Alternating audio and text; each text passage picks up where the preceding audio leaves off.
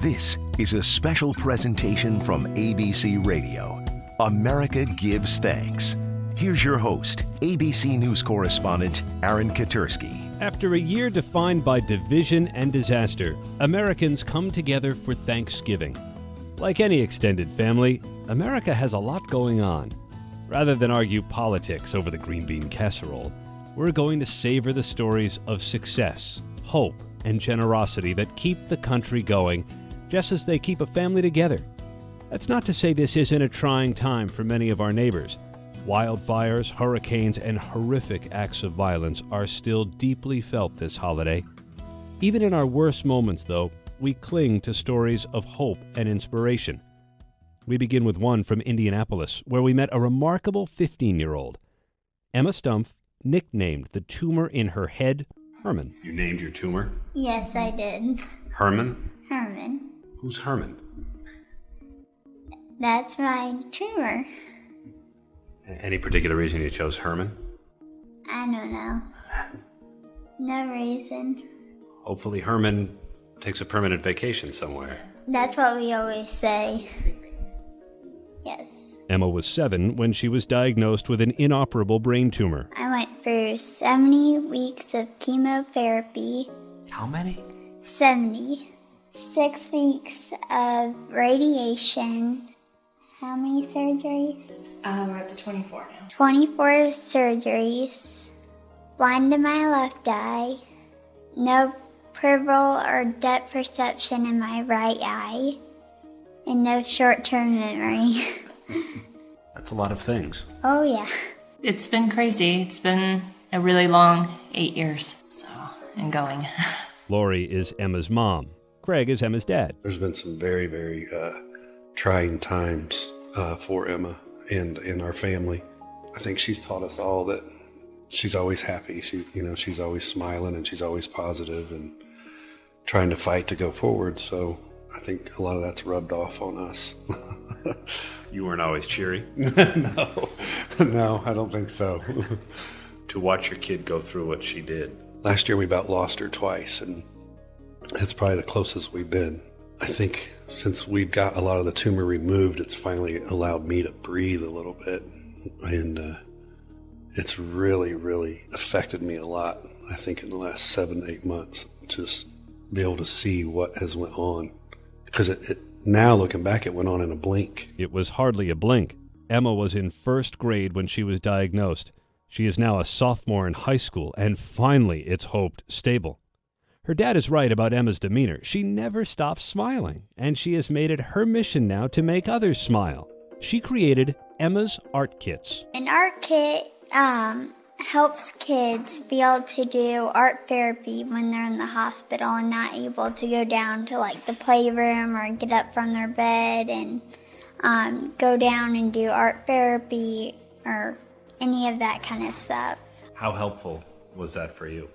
Very helpful, because I wasn't, like I said, able to go down to the playroom or be able to get up and go down to like the craft room, or the art therapists weren't always able to come to my room and bring stuff to me, so I wanted something to be able to do when I was in my room. Emma's Art Kit is a colorful cellophane bag that arrives bedside in the hospital with all the supplies for either painting or collage, drawing or coloring. I brought the painting kit because that's one of my favorites. It's like a whole thing in here. Oh yeah, they get everything they need inside. Did you choose the materials? Oh yeah. She does a lot of the personal shopping of the supplies and picking them out and deciding what goes in the kits. She chooses this. Yeah. Everything they would need. All the brushes, paper, paint, the whole thing. Canvases, everything. You're laughing. I was just thinking of, for a child that's sick, and that's where her idea came from. She's been sick in the bed so many times and not able to go to the art therapy room. So I couldn't imagine if I was a kid and I'm in the bed and not able to do very many things, to be able to open that up and have the opportunity to do something like that. So just seeing it, it just made me reflect on it. I would be happy to have one of those. I also like that it's really personal. You have decided which brushes, and there's, 6 of them here, which paper, which paint, and that's all because of what you like and what's been helpful to you? Exactly. That, and I know I've used this kind of stuff when I was in the hospital before. Art helped Emma express herself when she could find no words to describe the experiences of living with a brain tumor. Like paint yellow when I was happy and blue when I was sad, or red when I was angry, or green when I felt sick, or color those feelings like on paper, or use crowns, like they use the texture. There were a lot of times, when she was in her room, she just wasn't up to really kind of talking about how she felt, or didn't even want to sometimes, I think in effort to try to protect us, from her feeling scared or things like that. So it was a really good piece for her. She really connected with it to be able to, on those days when she just wasn't feeling good or just didn't really want to talk about it, she could paint it out. So if she was, mad that day because she was getting a chemo or a needle stick, she could, really take it out on a piece of paper or canvas or something to get those feelings out of herself. Is that helpful for you too? Yeah. Yeah, it's been really, we kind of incorporated it through the whole family. So, and she has 2 younger sisters, so it's been beneficial for them as well. The usefulness of art to a cancer patient is no surprise to Laura Hayes at Cancer Support Community in Indianapolis, which is helping Emma promote her Art Kit project. Art therapy is an amazing tool. It's a real way for people to work through problems. And when, after everything you've heard today, you can see how someone's Emma's age, and maybe even adults, how do you express what's happening to you in words?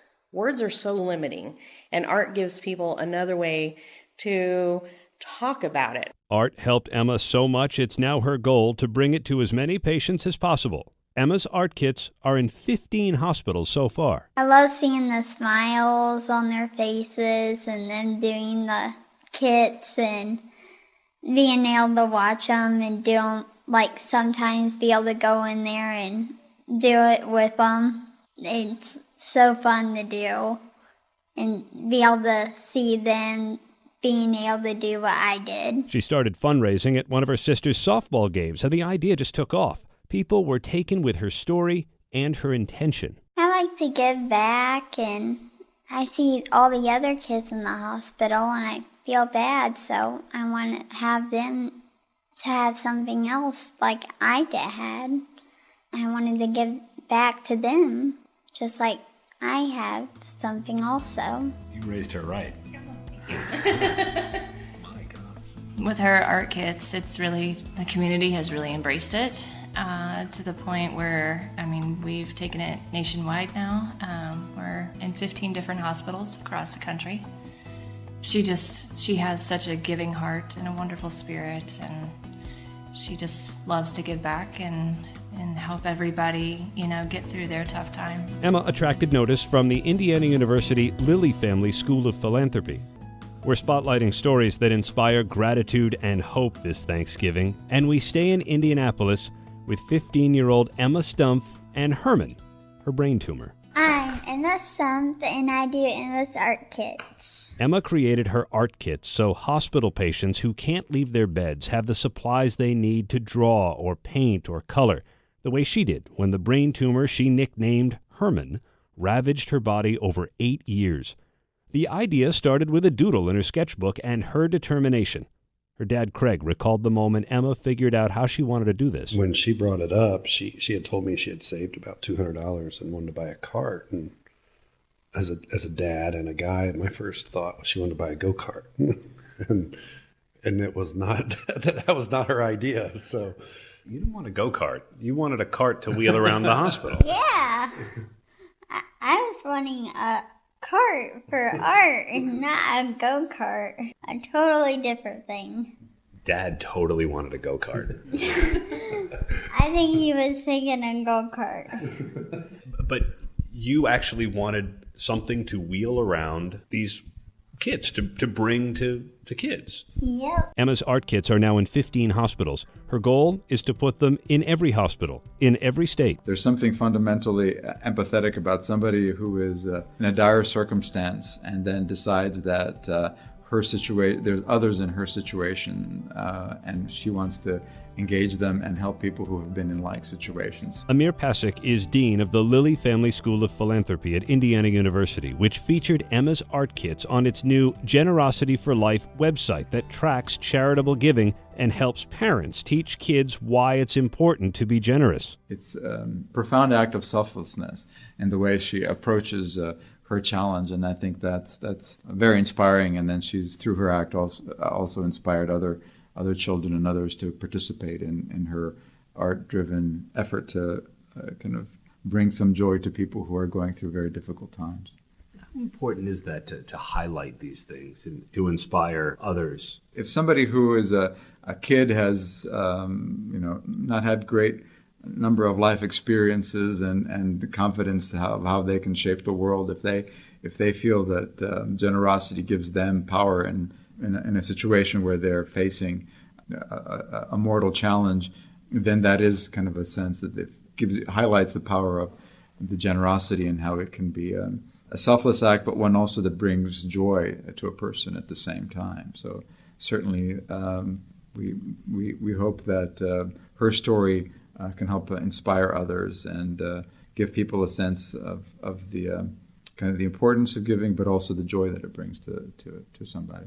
It's good for the soul. It's difficult, but not to not to feel that heartwarming sensation and feel that there are some good things in the world. So hopefully more people will not only appreciate her wonderful heroism in many ways, but feel that they too can participate in something similar. There is a need. Generosity for Life found an 11% drop in our charitable giving. The number of households giving is on a decline, and that's somewhat worrying. An economic conditions type thing?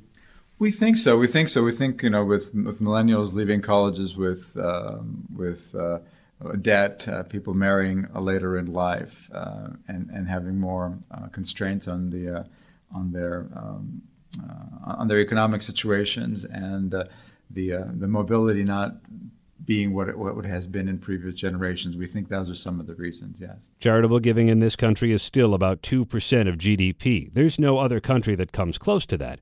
But the amount is not growing.